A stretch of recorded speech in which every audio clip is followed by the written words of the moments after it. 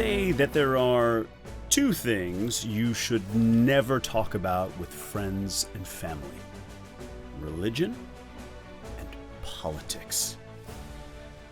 Well, in Brazil, where I live, I have discovered that there is a third thing you should never talk about, and that, wild guess, football.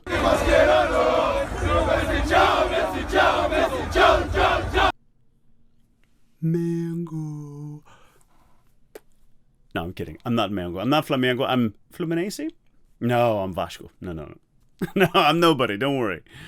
I have no affiliations to football. But what we're going to talk about in this video is not politics specifically, but rather I'm going to talk about elections.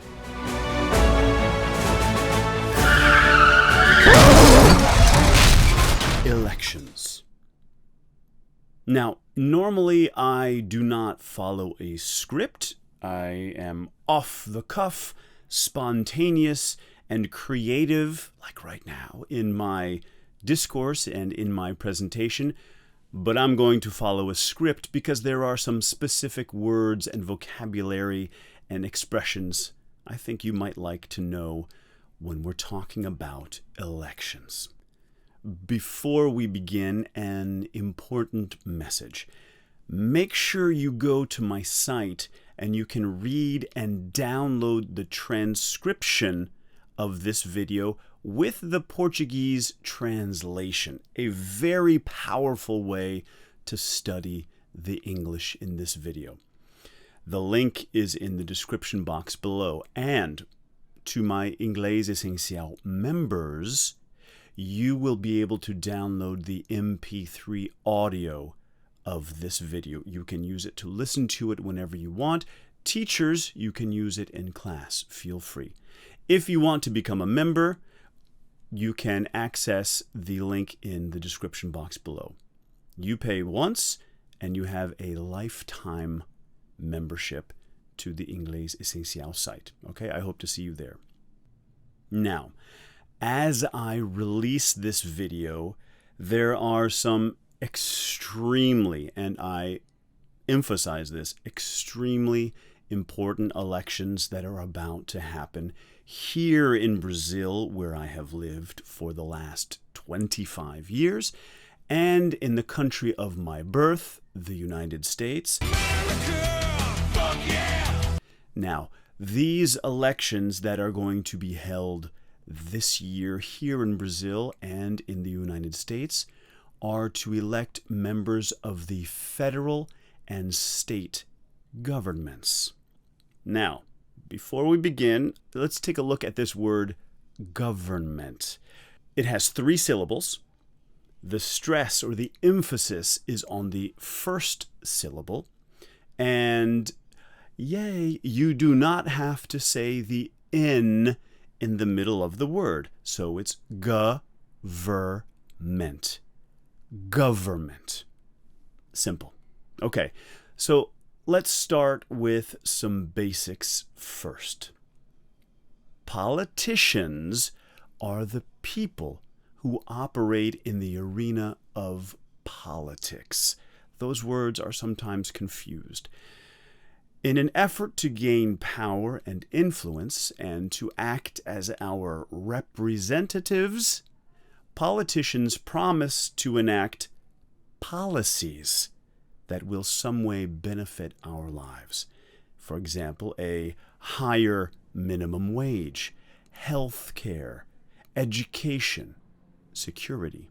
There are many candidates this election cycle who are running for public office this year. They belong to many different political parties.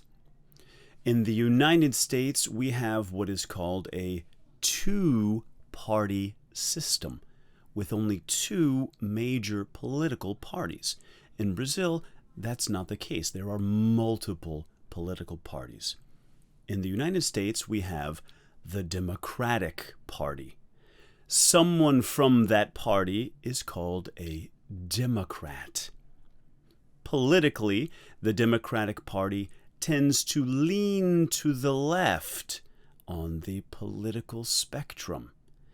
There are many centrist and corporate Democrats, but in general, Democrats are considered more liberal in their politics.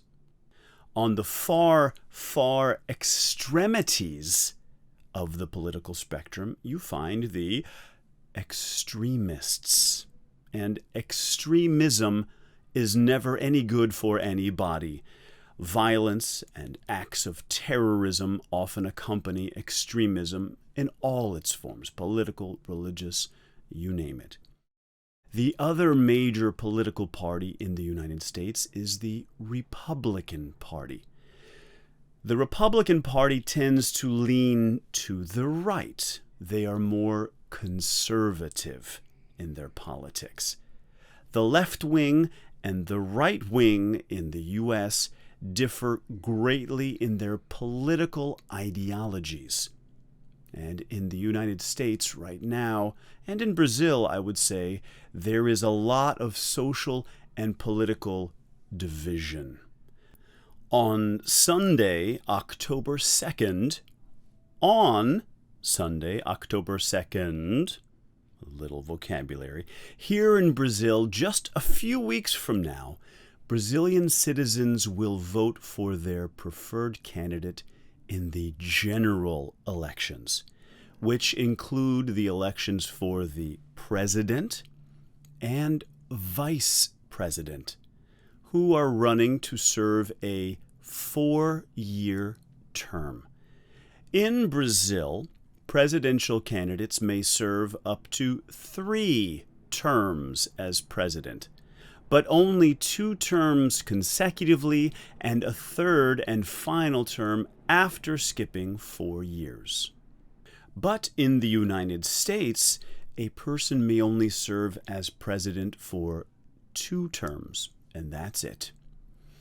Also up for election this October here in Brazil are members of the National Congress, who are called senators and congressmen and congresswomen, or as a collective, Congress people, or as one, a congressperson.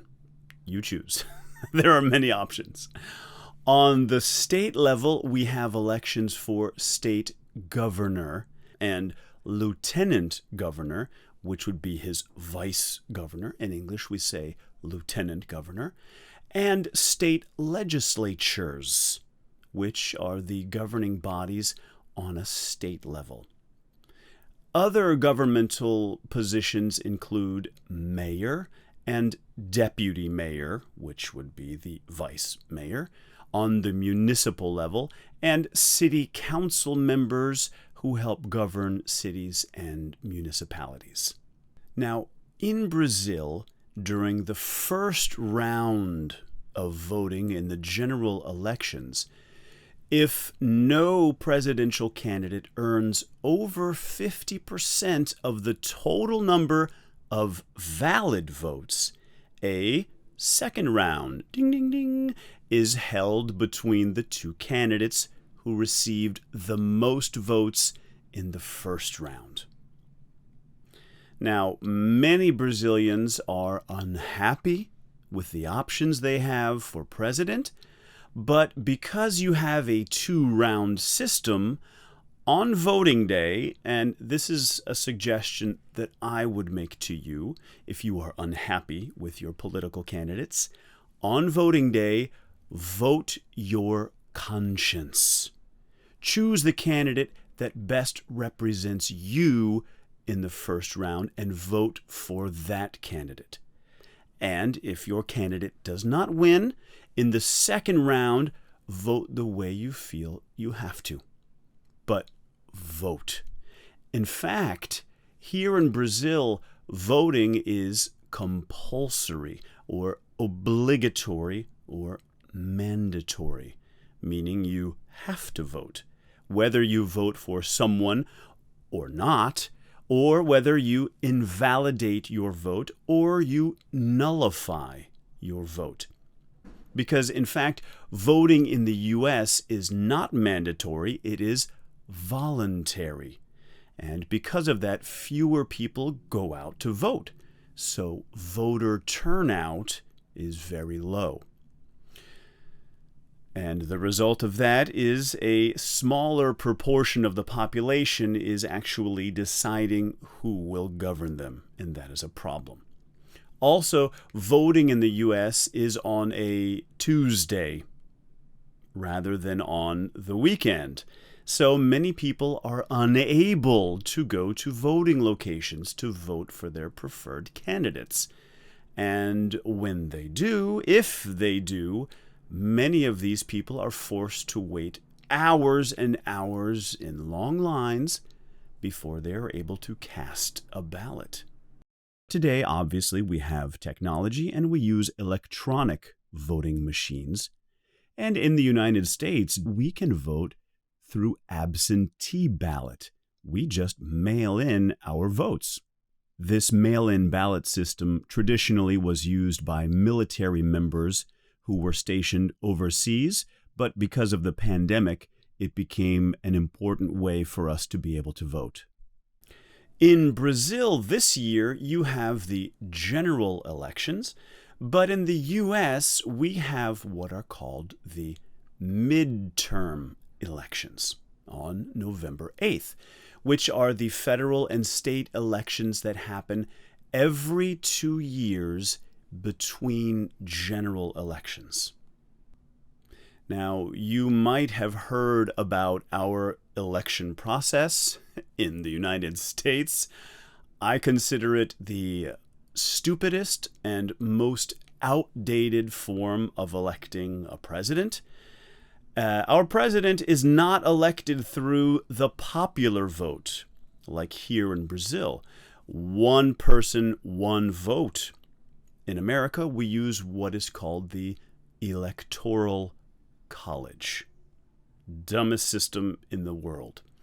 Basically, this is a system where each state has a certain number of points, or electors, depending on the state's population and its representation.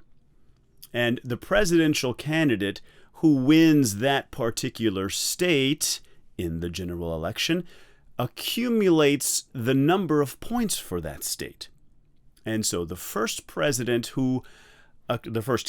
who accumulates a majority of the 538 electors, which is at least 270 electors, the first candidate to accumulate the magic number of 270 will be named president. Well, that's how it's supposed to work, but if you remember, there was a very huge controversy in the 2020 presidential elections in the United States that many Republican states were prepared to send in a false result of the election in that state, which would have changed the outcome of the 2020 presidential elections in favor of Donald Trump. Now, Joe Biden, the Democratic candidate, was eventually sworn in as president. Please raise your right hand and repeat after me. I, Joseph Robinette Biden Jr., do solemnly swear. I, Joseph Robinette Biden Jr., do solemnly swear. That I will faithfully execute. That I will faithfully execute. The office of President of the United States. Office of President of the United States. However, there was a significant effort by the Republican Party to carry out a political coup. Now, I know this is a terrible word for Brazilians, a coup, but in English, a coup is a French word which comes from coup d'état, or an attempt to overthrow a democratically elected government, either politically or through violence.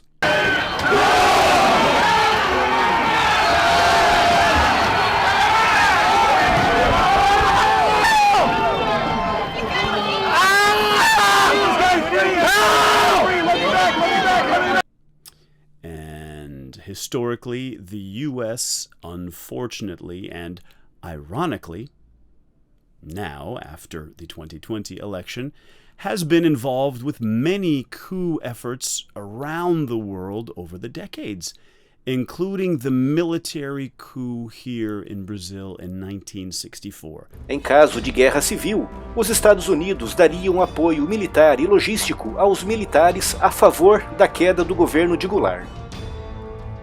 E foi no âmbito da Operação Brother Sun que, em março de 1964, o mês em que os militares brasileiros derrubaram o governo, encontrava-se na costa brasileira do Espírito Santo uma incrível força militar, composta pelo porta-aviões USS Forrestal, um outro porta-aviões de escolta, vários destroyers e outros navios de apoio, como cargueiros e petroleiros.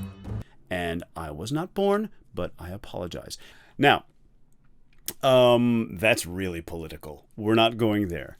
But I'd like to bring this video to a close, and in doing, I would like to remind you of a very important thing.